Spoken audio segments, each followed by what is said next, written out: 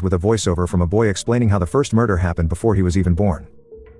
The killer called himself the Clovehitch Killer, after his favorite type of knot, and he finally stopped killing 10 years ago. Ever since then, the community has held a memorial every year in honor of the families of the victims, ensuring the horrifying crimes are never forgotten. Next, we meet a man named Don, who is a Boy Scout leader, and one of the Scout members is his own teenage son, Tyler.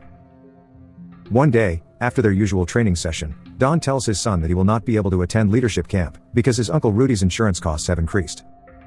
Tyler is disappointed because the camp was important for his college application, but he understands the family situation. That night, Tyler steals his father's truck, after which he goes out to meet a girl named Amy, whom he likes. They stop at an empty parking lot, and begin making out, but things take a dark turn when Amy finds a strange photograph in the passenger seat showing a naked woman tied in bondage. Tyler swears it isn't his, but Amy becomes deeply uncomfortable with the situation, and asks him to take her home. The next morning, we meet the rest of Tyler's family, including his mom, Cindy, and his little sister. After breakfast, the family picks up Uncle Rudy, who is in a vegetative state, and lives in a care facility. They all arrive at church, where Amy is noticeably nervous and uncomfortable around Tyler. Afterward, Tyler's friend Billy points to a girl named Cassie, and calls her weird for being outside the church, even though she isn't a Christian. He claims that Cassie does report on the Clovehitch killings every year, which he finds disturbing. He wants to call the cops on her, but Tyler doesn't think much of it and proceeds to head home, during which he gets some strange looks from a group of girls. Later, Tyler is at home when he receives a text from Billy asking if the story about him being a pervert is true. Apparently, Amy has told everyone about what happened, which has tarnished Tyler's reputation.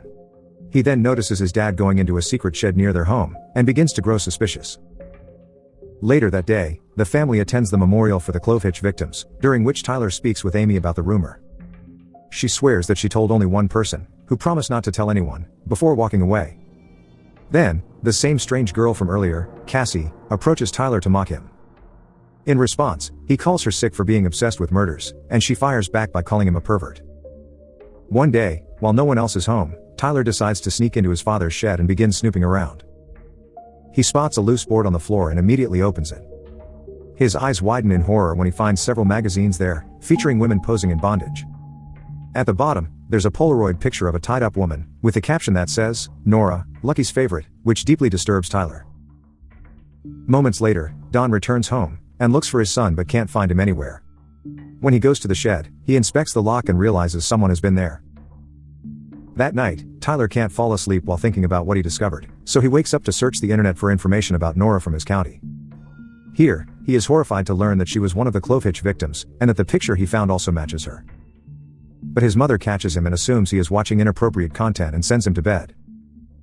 The next day, Tyler notices Cassie outside the church again, so he begins following her, until she spots him as well and asks what he wants. Tyler says he wants to know about the Clovehitch murders, so even though she's suspicious at first, she gives him her address and asks him to come later with cookies. Sometime later, Tyler arrives at the address, where he is greeted by an older woman. He assumes she is Cassie's grandmother, but the girl clarifies that she is just a woman who used to work for the police. It turns out the woman has even written a book on the Clovehitch murders, and Cassie shows Tyler all the files and evidence, which include information about the 10 victims of the killer. His crimes left no fingerprints or hair, and no semen was ever found, only rope fibers left at the scene. Furthermore, one of the victims' pieces of jewelry was found near a church, even though she never went there, which is why Cassie often lurks around there. She says that in all the crimes there were the same entry points, the same elaborate restraints on the bodies, and that Clovehitch tied every victim's house with his signature knot. Cassie also believes the serial killer has not stopped killing, and that there are more victims, so she is determined to catch the perpetrator using his weakness. That night, Tyler tells his family he is starting to tutor other kids in the afternoons, so he will be busy. However, during the afternoons, Tyler goes to Cassie's place to investigate the cases, but unbeknownst to him, his father follows him as well. One evening, Don confronts Tyler about lying to them, and assumes the teenager has a girlfriend. He promises not to tell his mom about the lie, and asks him to invite his girlfriend for dinner, to which Tyler reluctantly agrees. The next day, Tyler tells Cassie everything, and invites her to dinner. During the dinner, Tyler's parents try to get to know Cassie, and she reveals that she lives with her father, while her mother ran away a long time ago. Things soon get awkward when she asks Don about scout activities, such as whittling and knotting. Don says he loves knotting, and she tries to ask more questions, but Tyler gets nervous, and he quickly changes the topic. Later, while Tyler is taking Cassie home, she asks him if he thinks his dad is the Clovehitch killer, and soon begins laughing because she doesn't think it's possible. Tyler then tells her about the bondage magazines in his shed, including the image with the names Nora and Lucky. But she continues laughing, and says Don is not a killer and that maybe he is just into kinky stuff. That night, Tyler is in his bed when suddenly someone knocks on his window, and it turns out to be Cassie. She claims that the word lucky has been stuck in her head, so she did some research, and discovered that the fifth victim received a note in the mail with the same sign, lucky, 1 week before her death. Disturbed, Tyler takes her to the shed, but the box he saw before is now gone. But Cassie manages to find a blueprint of a strange, dungeon-like place, and takes a picture of it. After Cassie leaves, Tyler goes to the crawl space of his house, where he finds a pit place underneath a wooden cover, which smells really bad. Regardless, he moves forward, and as soon as he turns on the light, he sees a small room with an incomplete toilet and shower. Then, he finds a box filled with disturbing magazines, and detailed sketches depicting bondage. But the most shocking thing is a small box that includes a bunch of driver's licenses belonging to different women, including Nora's, who was one of the victims of the Clovehitch killer. The next morning, Don invites Tyler to go camping together, so he can teach him how to shoot and help him get a rifle badge. However, once they arrive at the woods, Did you tell anyone? Tyler pretends to be clueless at first, but his father says what he found in that box isn't his, but Uncle Rudy's. He explains how, as a young man, he was interested in such things, but Rudy was much worse. When Don found those things, he realized Rudy was a killer, and begged him to turn himself in. But Rudy then tried to kill himself and got in a horrible car crash, which left him permanently disabled and in a wheelchair. Don claims he wanted to let the victims' families know about this, but he was worried about his own wife and kids. Upon hearing all this, Tyler feels a bit relieved that his father isn't a killer, and gives him two options: either they go to the police with the evidence, or they destroy everything. Don obviously chooses the latter option, and upon returning home, the father and son burn everything. In the next scene, Tyler is in a Boy Scout class learning to tie knots, when Cassie arrives to visit him. She is angry that he went camping with his dad without telling her, and reveals how she studied the blueprints and even went to the pit under his house. However, Tyler insists his father is not the culprit, and says that he has already explained everything, but Cassie takes out some case files, which Tyler angrily drops on the floor. Just then, Billy arrives and is horrified by the pictures, so he calls Cassie disgusting. An offended Tyler lunges at him, which leads to a huge fight between the two boys. Next, we see Tyler in a pastor's office, where the pastor is disappointed in the young boy's actions, so Tyler apologizes. Later, he is at home when he finds a note at his window that says sorry. Sometime later, we see Tyler saying goodbye to his family, as it turns out his father has arranged the money for him to go to the leadership program. Later at home, Don suggests Cindy take their daughter and go visit her mom. Cindy invites him as well, but Don claims he is swamped with work, and promises to join them in a few days. After the mother and daughter leave, Don is left all alone at home, and we see him doing normal activities like mowing the lawn and other chores. But one afternoon while shopping at the supermarket, he bumps into a woman who is about to pick up the same food as him. He then strangely becomes intrigued by her, and even follows her home. Later, at home, Don surprisingly dresses up as a woman, and sets up a camera, before wearing a bizarre mask and tying himself up with a rope.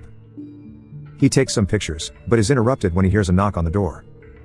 Don quickly changes his clothes, and opens the door, only to see Cassie, who has come to meet Tyler. Don lets her inside and explains that Tyler went to the leadership camp. She then notices his camera, so he offers to take a picture for her. After he takes the picture, Cassie receives a call from her father, so she excuses herself and leaves the house. Afterward, Don looks at the photographs he has taken of himself, and it becomes clear that he is trying to replace the images he was forced to burn because of Tyler. But he is not satisfied with these new photos, so he grows increasingly frustrated. Later, Don arrives at the home of the woman he was stalking before, and inspects a window leading into her basement, before tying a clove-hitch knot onto a pipe. Upon returning home, Don prepares a bunch of ropes and other supplies for what he is about to do next. The scene then cuts to the same woman he had been stalking, and she is watching TV in her living room, during which Don sneaks into the basement. He soon arrives in the living room wearing a mask and finds the woman asleep on her couch. When she finally notices him, she screams in terror, but Don immediately holds her at gunpoint and assures her he won't hurt her. Don claims he is wanted by the police for robbing a bank, and needs her car to escape, so she agrees to cooperate. He then checks her purse, from which he grabs her car keys, and even her driver's license. After that, he takes her picture, and says that if she tells the police about him, he will give her picture to his friends, who will find and hurt her. The deranged man then takes her to the bedroom, where he ties her hands, during which he begins talking as his alter ego, Lucky. Then, Don strangles her and pins her down to the bed, while the poor woman struggles to breathe. Later, we see the woman hogtied on the floor when Don arrives with a chair. He takes out her underwear, and uses it to tie a plastic bag around her head. After that, he sits on his chair, right when this happens.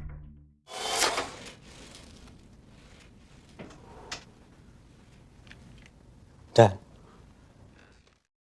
When Don sees Tyler, he is shocked, and tells Tyler he shouldn't have come, and asks him not to aim the weapon if he doesn't intend to use it. The scene cuts to a flashback a few days earlier, when Tyler receives the apology note at his window, which turns out to be from Cassie. He goes to meet Cassie, who is outside the victim, Nora's, house. He is still confident that his dad is innocent, but Cassie suggests going inside the house and even kisses him.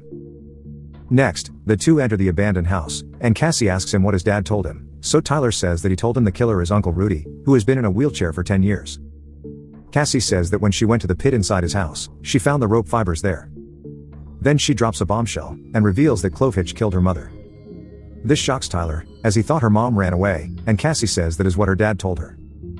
But she recalls seeing a man coming into her house, tying her mother up, and making her cry. It was years later when she heard about Clovehitch, and she instantly knew, but no one believed her, not even her dad. When Tyler learns her mother's name, he is shocked because he saw the ID belonging to that name under his house. He says there were 13 IDs in total, but they have already burned all the evidence. Since Tyler still has lingering doubts in his mind, he decides to team up with Cassie and find out the truth. Later, we see him saying goodbye to his family and heading for leadership camp, but he soon gets off the bus, and goes to see Cassie. They now begin stalking Don wherever he goes, and eventually catch him following the woman. One day, Tyler sneaks into his house, where he grabs his dad's phone and downloads a GPS tracking app. Don shows up at that moment, which causes Tyler to hide under the bed, during which he notices his dad in women's clothes. Tyler then asks Cassie for help, so she soon shows up at the house to distract Don, while Tyler takes the chance to escape from under the bed. Later, the two teenagers continue following Don, and soon notice him outside a house. After Don leaves, they check the house, and find the Clovehitch knot on the pipe, and it finally dawns on Tyler that his dad is the murderer. They also check the picture on the house wall and learn it is the place of a woman from the market. In the next scene, Tyler arrives at his house to confront his dad, but can't find him and realizes he is up to something, so he grabs a rifle. The teenagers then arrive outside the woman's house, where they also sneak in from the basement and make their way upstairs. Later, they hide behind a cabinet, and notice Don taking a chair to the bedroom. When they hear the woman screaming, Tyler immediately goes to confront his dad with a rifle, while Don is stunned to see him. Tyler demands that he turn himself into the police, while Cassie helps the woman get out of her restraints. Don tries to convince his son that he is having an affair with this woman, and that all of this is a kind of role-playing game. He says his wife also knows about it, and that if this gets out, it will only hurt their family's reputation. A furious Cassie tries to grab his gun from a table, but Don knocks her unconscious. He tries to justify it by saying she could have hurt somebody with the gun, and doesn't understand gun safety like him and Tyler. He begins manipulating his son and manages to convince him to hand over his rifle. But he shows his true colors and tries to shoot Tyler, but it turns out the rifle isn't even loaded, so Tyler lunges at his dad, and the two begin fighting, during which Don manages to gain the upper hand. He pins Tyler to the ground and tries to choke him, but at the last moment, Cassie gets up and hits him on the head with a lamp, knocking him unconscious. She is about to call the police, but Tyler stops her for some reason. Sometime later, we see a poster declaring Don is missing. At Tyler's house, Cindy is trying to keep the family together despite being worried about her husband. While having breakfast, Tyler talks about getting a job to help the household, right when his mom gets a call from someone. They soon head to the station, where the church pastor consoles them, and it seems like Don's body has been found. Later, Tyler and Cassie meet again, and he asks what they should do, to which she says they should stay silent. She further states that the police won't connect it to Clovehitch, since the woman didn't even see his face. That night, Tyler is approached by his mom, who says the police wanted to talk to him, but she said no. She adds that the police think it wasn't an accident, as Don was experienced with weapons, so the only explanation is that he may have killed himself. Days later, there is a ceremony in the local church in honor of Don, during which Tyler gives a speech about what a good man he was. He talks about how Don taught them about gun safety, and died by the same weapon, and asks everyone to remember how he impacted their lives. We then see a flashback of Tyler and Cassie taking Don to the woods by putting his body in a bag. The two then place him in a chair, and take out a gun cleaning kit to stage his death. Soon, Don slowly wakes up and is shocked to see Tyler pointing a gun at him. The movie ends as Tyler closes his speech at the funeral by saying, "Dad, if you can hear me, I love you."